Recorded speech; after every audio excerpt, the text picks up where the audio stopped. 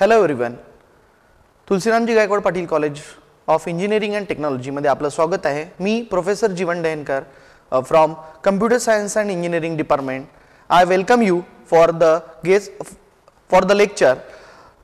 Today we will discuss about database management system. म्हणजे database management system हा एक subject आहे आणि त्या सब्जेक्टमध्ये आपण पाहत आहोत बेसिक इन्फॉर्मेशन, म्हणजे starting information regarding a database management system. So the database management system म्हणजे काय? So nowadays we are actually working with different type of applications, different type of data. आपण आजकाल बँकिंग सेक्टर मध्ये जातो, ticket book करायला जातो, online आपण काही पण रीड करतो. तर ही जी इन्फॉर्मेशन आहे, ही इन्फॉर्मेशन कुठे ना कुठे सेव्ह केलेली आहे. पहिले आपण काय करायचो, पहिले आपण बुक्स रेफर करायचो फॉर डेटा, बुक्स रेफर करायचो डेटाला रीड करायसाठी, इन्फॉर्मेशनला रीड करायसाठी. बट आजकाल आपण एका विशिष्ट सिस्टीमचा यूज करत आहे आणि त्या सिस्टीमला आपण म्हणतो कम्प्युटर, म्हणजे एक संगणक. संगणकाचा वापर करून आपण काय करतो, भरपूर सारे आपले कामं आपण सोपी केलेले आहेत. तर डेटा जेव्हा आपण साठवून ठेवतो, तर डेटा साठवून ठेवायसाठी आपण काय करतो, काही एका प्रोग्रामचा यूज करतो. त्या प्रोग्रामचा यूज करून आपण डेटाला डेटाबेसमध्ये स्टोअर करतो. डेटाबेस म्हणजे एक अशी सिस्टीम आहे, त्याच्यामध्ये तुम्ही पूर्ण डेटा काय करता, एका ठिकाणी जमा करून ठेवता. उदाहरणार्थ आपण घेतलं तर मोबाईल नंबर हे आपण आपल्या मोबाईलमध्ये कुठे ना कुठे एका मेमरीमध्ये स्टोअर करून ठेवतो आणि स्टोअर केलेल्या ज्या गोष्टी राहतात त्या गोष्टी आपण काय करतो, फ्युचरमध्ये वापरतो. म्हणजे मला जर नंतर मोबाईल नंबर शोधायचा आहे तर मला आठवून ठेवायची गरज नाहीये, कारण अशा प्रकारच्या मशीन्स अवेलेबल आहेत. त्या मशीन्समध्ये जेव्हा तुम्ही डेटा स्टोअर करून ठेवता तर तो डेटा आपण काय करू शकतो, नंतर वापरू शकतो. कसा वापरू शकतो, काही प्रोग्रामचा यूज करून आपण तो डेटा म्हणजे आपण रिट्राय करू शकतो, म्हणजे आपण पुन्हा पाहू शकतो. सर जेव्हा आपण डेटा स्टोअर करतो तर तो डेटा स्टोअर करण्यासाठी आपण काय करतो, कम्प्युटरच्या मेमरीमध्ये काही जागा वापरतो आणि त्या जागेचा वापर करतो आपण डेटाबेस स्टोअर करायसाठी. हे सर्व करण्यासाठी जी एक सिस्टीम वापरली जाते, म्हणजे आपण डेटा स्टोअर करणे, डेटाला प्रॉपरली मेंटेन करणे. कारण आपल्याला डेटा हा फ्युचरमध्ये वापरायचा आहे. कारण प्रॉब्लेम काय होते, का बरं आपण डेटाबेस सिस्टीमचा वापर करतो, कारण पूर्वीच्या काळी आपण काय करायचो, पेन आणि पेपरचा वापर करून आपण डेटा कुठे ना कुठे लिहून ठेवायचो. तर त्याचे काही ना काही काय होते, काही फायदे होते आणि काही दुष्परिणाम आहेत. म्हणजे आपण विचार करतो ॲडव्हान्टेजेस आणि डिसॲडव्हान्टेजेसचा. ओके, सो जेव्हा आपण तो डेटा वापरतो तर जुन्या काळी जेव्हा आपण डेटाला यूज करत होतो, तर फॉर एक्झाम्पल जर एखाद्या पेन आणि पेपरमध्ये आपण डेटा लिहिला आणि तो पेपर जर मिसप्लेस झाला तर आपल्याला डेटा तो मिळण्यासाठी आपल्याला भरपूर वेळ लागायचा.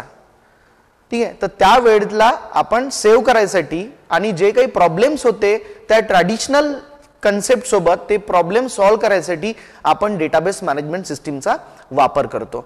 तर डेटाबेस मॅनेजमेंट सिस्टीम जर आपण या कन्सेप्टला जर कन्सिडर केलं तर याच्यात 3 वर्ड्स आहेत, डेटा, डेटाबेस आणि एक मॅनेजमेंट सिस्टीम. डेटा म्हणजे काय, डेटा म्हणजे काही पण तुम्ही तुमचं नाव स्टोअर करता, तो एक डेटा आहे. मोबाईल नंबर, ईमेल ॲड्रेस, तुमचा ॲड्रेस हा एक स्टोअर करता. कुठे ना कुठे आपण ह्या गोष्टी स्टोअर करतो, तर त्याला काय म्हणतो, आपण डेटा म्हणतो. आणि हा डेटा एका फाईलमध्ये स्टोअर केला जातो आणि तो डेटा कुठे स्टोअर होतो, तुमच्या कम्प्युटरमध्ये स्टोअर होतो. ओके, सो या कन्सेप्टला काय म्हणतो, आपण डेटा म्हणतो. आणि त्याच्यानंतर मग क्रिएट होतं डेटाबेस. तर जेव्हा एक ग्रुप होतो संबंधित डेटाचे, जेव्हा आपण एक एकत्रीकरण करतो, त्या कन्सेप्टला काय म्हणतात, डेटाबेस म्हणतात. जसं फॉर एक्झाम्पल आपण काही इन्फॉर्मेशन स्टोअर करून ठेवतो. तर इन्फॉर्मेशन स्टोअर करून ठेवतो म्हणजे काय, त्याचं नाव, गाव, पत्ता, त्याचं email address, phone number, corresponding address आणि एज, डेट ऑफ बर्थ. जसं आपण ही जे संपूर्ण एक इन्फॉर्मेशन स्टोअर करून ठेवतो तर त्याला काय म्हणतो, आपण एक डेटाबेस म्हणतो.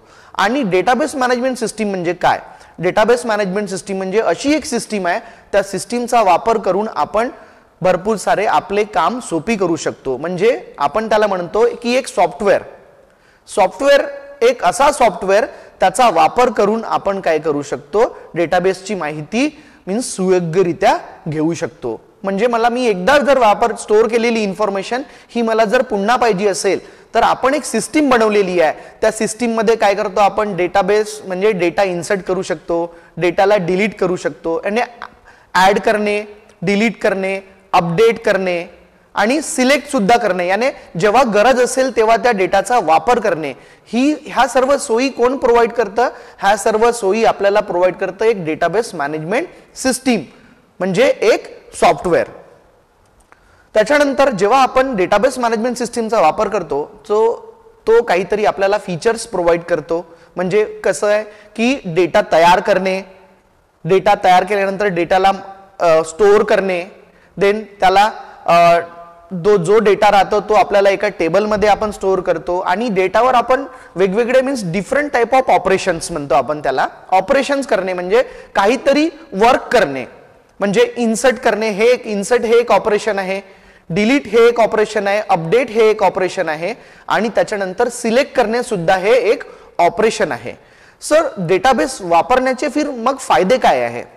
जसं आपण विचार केला की ट्रॅडिशनल डेटाबेस नव्हता तेव्हा आपण काय करायचो, आपण एका ट्रॅडिशनल सिस्टीमचा वापर करायचो आणि त्या ट्रॅडिशनल सिस्टीमचा वापर करून आपण डेटाला मेंटेन करायचो. जसं आपल्याला आता आपण एखादा जिल्हा आपण तहसीलमध्ये गेलो तर तहसीलमध्ये जर 50 वर्षाचा जर अगोदरचा जर रेकॉर्ड आपल्याला पाहिजे आहे तर तो काय करतो, एक बुक्स राहतं, एक नोटबुक राहते, त्या नोटबुक मध्ये कुठे ना कुठे लिहिलेला डेटा राहतो. पण 50 वर्षाच्या अगोदरचा डेटा जर आपल्याला पाहिजे असेल तर काही ना काही प्रॉब्लेम होतो, कारण की पेपर आहे, हा पेपर वातावरणामुळे खराब होऊ शकतो, किंवा कधी एखादा जर बिकॉज ऑफ फायर, जसं एखादी आग लागली तर आपला डेटा जळून जाऊ शकतो. पण अशा प्रकारचे जे नुकसान आहे ते डेटाबेस मॅनेजमेंट सिस्टीम मध्ये होत नाही.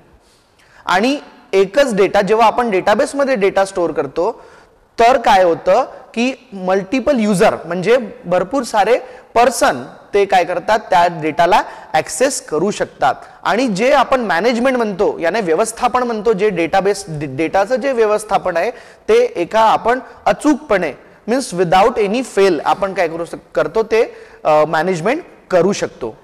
देन आफ्टर दॅट जेव्हा आपण डेटाबेस सोबत काम करतो तर डेटाबेस सोबत काम करायसाठी आपल्याला डेटाबेसचं माहिती असणे आवश्यक आहे. म्हणजे आपण म्हणतो knowledge of that particular database. जर आपण प्रोग्रामिंग लँग्वेज मध्ये कोणतं पण काम करतो तर त्याच्यासाठी एक लँग्वेज असते. जसं डेटाबेस सोबत काम करायचं असेल तर डेटाबेस सोबत काम करायसाठी एक प्रोग्रामिंग लँग्वेज आहे, त्या लँग्वेजचा वापर करून आपण काय करतो, काम करू शकतो. कारण कम्प्युटर सिस्टीम आहे, त्याच्यामध्ये एक सॉफ्टवेअर आहे, त्या सॉफ्टवेअरला आपली भाषा समजणार नाही, कारण ती एक मशीन आहे. त्या मशीन सोबत काम करायसाठी आपल्याला मशीनला समजणारी भाषा वापरावी लागेल.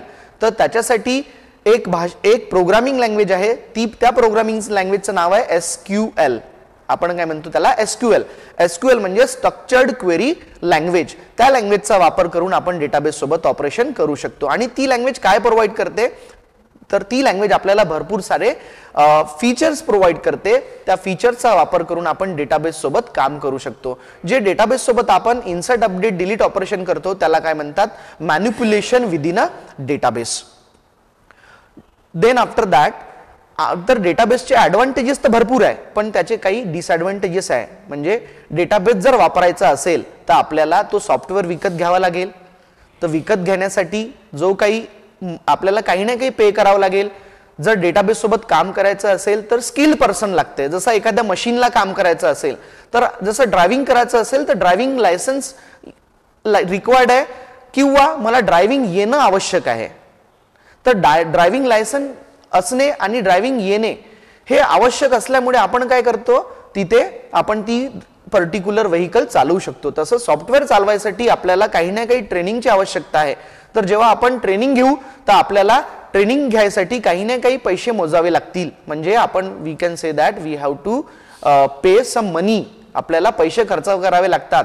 सॉफ्टवेअर आहे तर सॉफ्टवेअर विकत घ्यायसाठी आणि त्या पर्टिक्युलर सॉफ्टवेअर काम करायसाठी ट्रेनिंग घेणे ते आवश्यक आहे. त्याच्यासाठी काहीतरी खर्च करावे लागतात. तर हा एक छोटासा आपण काय म्हणतो एक भुर्दंड पडू शकतो आपल्याला. तर आणि डेटा सुरक्षित आणि डेटाची वेळ पर्टिक्युलर प्रोसेस करण्यासाठी काही गोष्टींची काळजी घ्यावी लागते आपल्याला. तर हे कसं आहे, एक्सपर्टाईज असणं आवश्यक आहे, प्रोग्रामिंग लँग्वेजचं नॉलेज असणं आवश्यक आहे, आणि नॉलेज नसेल तर आपण ती गोष्ट प्रॉपरली करू शकत नाही. तर हे थोडेसे त्याचे काय आहे, तोटे आहे. ठीक आहे, तोटे म्हणण्यापेक्षा आपण म्हणू शकतो काही लिमिटेशन्स आहे, तर ते लिमिटेशन्स आपल्याला पाळावे लागतील. त्याच्यानंतर जेव्हा आपण डेटाबेस सोबत काम करतो तर डेटाबेस सोबत काम करण्यासाठी एक रचना केलेली असते, आपण त्याला काय म्हणतो, flow diagram of particular process. याने एक सिस्टीम बनलेली आहे, तर त्या सिस्टीमची काही ना काही वे असेल, त्या सिस्टीमनुसार, त्या वेनुसारच तुमची सिस्टीम काय करेल, आपला काम करणे सुरू करेल. जर जेव्हा आपण एखादा डेटा आहे तर डेटा हा कुठे ना कुठे मेमरीमध्ये स्टोअर राहील, तर त्या स्टोअर करायसाठी आपल्याला प्रोग्रामची आवश्यकता आहे, आणि तो स्टोअर केलेला डेटा पुन्हा वापरायसाठी सुद्धा आपल्याला प्रोग्रामची आवश्यकता आहे. तर आपण काय म्हणतो त्याला, प्रोग्राम म्हणजे युजर प्रोग्राम म्हणजे जो व्यक्ती त्या पर्टिक्युलर सिस्टीम सोबत काम करतो त्याला म्हणतो आपण युजर. तर तो युजर असणे आवश्यक आहे, तर युजरला प्रोग्रामिंग लँग्वेज असणे आवश्यक आहे. तर तो काय करेल, त्या प्रोग्रामिंग लँग्वेज मध्ये काही इन्स्ट्रक्शन लिहितील. ठीक आहे, instruction means it is some you can say that it is a process. एक प्रोसेस आहे, त्या प्रोसेस आपण इन्स्ट्रक्शन मध्ये कन्वर्ट करू आणि त्याच्यानंतर आपलं काम करू. तर युजर काय करेल, एक क्वेरी लिहिल. आपण जो प्रोग्राम लिहितो तो डेटाबेस मध्ये त्याला काय म्हटलं जाते, क्वेरी म्हटलं जाते. ठीक आहे, क्वेरी लिहिल्यानंतर तुमचा सॉफ्टवेअर त्या पर्टिक्युलर क्वेरीला प्रोसेस करतो.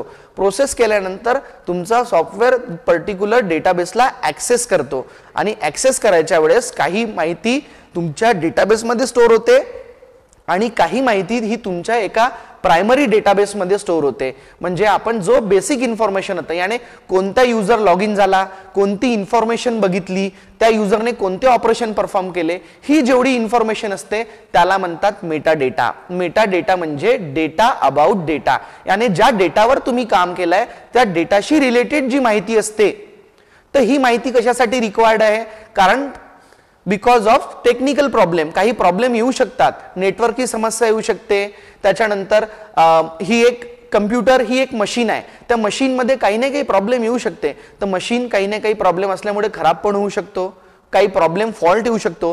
तर जो आपला डेटा या मशीनमध्ये आहे तो डेटा आपल्याला रिकव्हर करणे म्हणजे असलेला डेटा शोधून काढणे, त्याला आपण काय तर त्याच्यासाठी मेटा डेटाची आवश्यकता आहे. याने किती वाजता तुमचा डेटा क्रॅश झाला होता, किती वाजता तुमच्या सिस्टीम मध्ये प्रॉब्लेम्स आले होते, आणि कोणी ऍक्सेस केला होता, आणि कोणती कमांड एक्झिक्यूट झाली होती, त्या कमांडमुळे तुमच्या डेटाबेसमध्ये प्रॉब्लेम आले होते.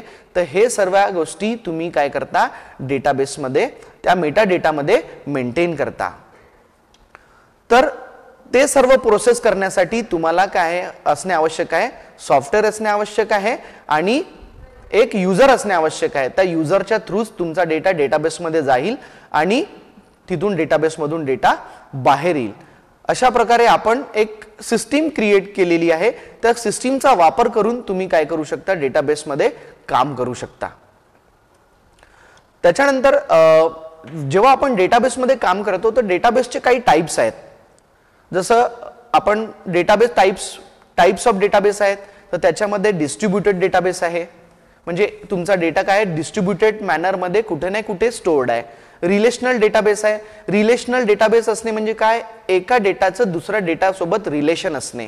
कारण आपण काय करतो, एक तो संपूर्ण डेटा हा एकाच टेबलमध्ये न स्टोअर करता आपण त्याच्या कॅटेगरीनुसार आपण त्याचं बायफर्गेशन करतो, म्हणजे आपल्याला डेटा ऍक्सेस करायला सोपी जाते.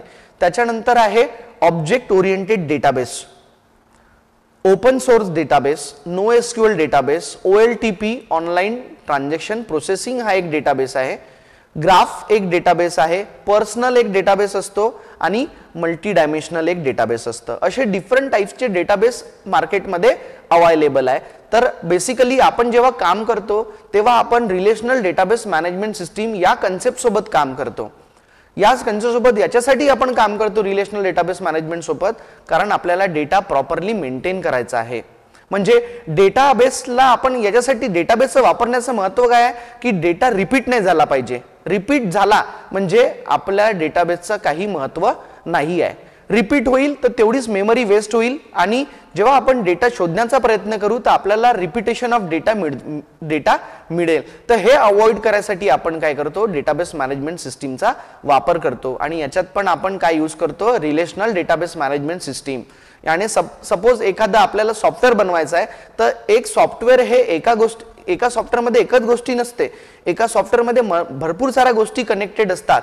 तर तसंच आपण काय करतो, एका डेटाबेसमध्ये एकच टेबल नाही राहत तर टेबल भरपूर सारे राहतात. सपोज एखादा शॉपचं एखादं एक्झाम्पल घेतलं तर एक प्रोडक्ट नावाचा एक डेटाबेस असेल, त्याच्यानंतर कस्टमर नावाचा एक टेबल असेल, प्रोडक्ट नावाचा असेल, त्याच्यानंतर कस्टमरशी रिलेटेड काही इन्फॉर्मेशन असेल तर त्याचा एक डेटाबेस असेल, बिलिंगचा एक डेटाबेस असेल, टोटल बिलचा पण एक टेबल बनेल. तर असे भरपूर सारे टेबल जेव्हा कनेक्टेड आपण करतो तर एक टेबल दुसऱ्यासोबत जेव्हा कनेक्ट करतो तेव्हा आपण काय म्हणतो की we are in a relational database management system. So जेव्हा आपण डेटाबेसचा वापर करतो तर आपण काय एका सिस्टीमचा वापर करतो आणि त्या सिस्टीम मध्ये काही कंपोनंट्स असतात. तर पहिला कंपोनंट काय, हार्डवेअर. तुम्हाला जर काम करायचं असेल तर हार्डवेअरची रिक्वायरमेंट आहे, म्हणजे कम्प्युटर झालं, लॅपटॉप झालं, हे एका प्रकारचे हार्डवेअर आहेत. ठीक आहे. त्याच्यानंतर तुम्हाला सॉफ्टवेअरची आवश्यकता आहे. सॉफ्टवेअर कशासाठी, तुमच्याकडे हार्डवेअर तर अवेलेबल आहे पण जर सॉफ्टवेअरच नसेल, डेटाबेसचा जर तो सॉफ्टवेअरच नसेल तर तुम्ही काम कसं करणार. So for that purpose we required one software. Hardware पहिला पार्ट आहे, दुसरा पार्ट आहे आपला सॉफ्टवेअर आणि तिसरा पार्ट आहे तुमचा डेटा. जेव्हा सॉफ्टवेअर आणि हार्डवेअर अवेलेबल आहे तेव्हा आपल्याला डेटा आपण काय करतो, डेटा कलेक्ट करतो आणि डेटा हा त्या पर्टिक्युलर डेटाबेसमध्ये स्टोअर करतो. तर स्टोअर करायची एक प्रोसिजर असते. तर procedure means a way of working. आपण काम कसं केलं पाहिजे, की कोणतं काम केल्याने आपली प्रोसेस सोपी होईल. आणि फायनली एक असतं डेटाबेसची एक भाषा. डेटाबेसची भाषा म्हणजे डेटाबेस जेव्हा आपण वापरतो तर डेटाबेस सोबत काम करायसाठी एक भाषा असते. जसं मराठीमध्ये बोलायचं असेल तर आपण मराठी एक भाषा यूज करतो. इंग्लिश, हिंदी, अदर लँग्वेज मध्ये जर बोलायचं असेल तर आपण वेगवेगळ्या लँग्वेजचा वापर करतो. तसं डेटाबेस सोबत जेव्हा आपल्याला कम्युनिकेशन करायचं असेल तर आपण काय करतो, एका पर्टिक्युलर भाषेचा वापर करतो आणि ती भाषा म्हणजे डेटाबेसमध्ये असते SQL म्हणजे स्ट्रक्चर्ड क्वेरी लँग्वेजचा वापर करून आपण काम करतो. आणि ही जी स्ट्रक्चर्ड क्वेरी लँग्वेज आहे ही अजून काही सब लँग्वेज मध्ये डिवाइड आहे. म्हणजे कसं, तुम्हाला डेटा डेफिनेशन लँग्वेज, डेटाचं डेफिनेशन बनवायचं आहे म्हणजे टेबल क्रिएट करणे आहे, त्याचा स्ट्रक्चर क्रिएट करणे आहे, डेटाबेस क्रिएट करणे आहे. तर याच्यासाठी काय वापरतो आपण, डेटा डेफिनेशन लँग्वेजचा वापर करतो. ही पहिली लँग्वेज आहे. दुसरी लँग्वेज आहे DML, data manipulation language. Data manipulation म्हणजे डेटाबेस सोबत इन्सर्ट, अपडेट आणि डिलीट ऑपरेशन करायचं असेल तर आपण डेटा मॅन्युप्युलेशन लँग्वेजचा वापर करतो. त्याच्यानंतर आहे डेटा रिट्रायव्हल लँग्वेज. तर यामध्ये फक्त एकच कमांड आपण वापरतो, ती कमांड म्हणजे सिलेक्ट कमांड. तर सिलेक्ट कमांडचा वापर करून आपण डेटाला रिट्राईव्ह करतो आपण डेटाबेस मधून. त्याच्यानंतर आहे डेटा कंट्रोल लँग्वेज. कंट्रोल करणे म्हणजे एखादी परमिशन प्रोव्हाइड करणे, त्या परमिशन दिल्यानंतर ती परमिशन पुन्हा वापस घेणे, म्हणजे याला काय म्हणतो आपण, grant and revoke command is used for to perform data control operations. आणि एक लास्ट मध्ये एक प्रोग्रामिंग लँग्वेज, त्यांचीच एक सब डिव्हिजन आहे, त्याला म्हणतो आपण ट्रान्झॅक्शन कंट्रोल.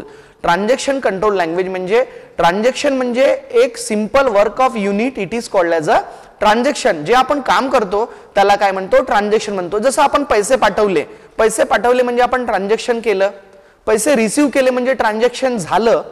त्याच्यासाठी काय करतं, एक ट्रान्झॅक्शन कंट्रोल लँग्वेज आहे. तर त्या कंट्रोल लँग्वेज मध्ये दोन कमांड वापरल्या जातात.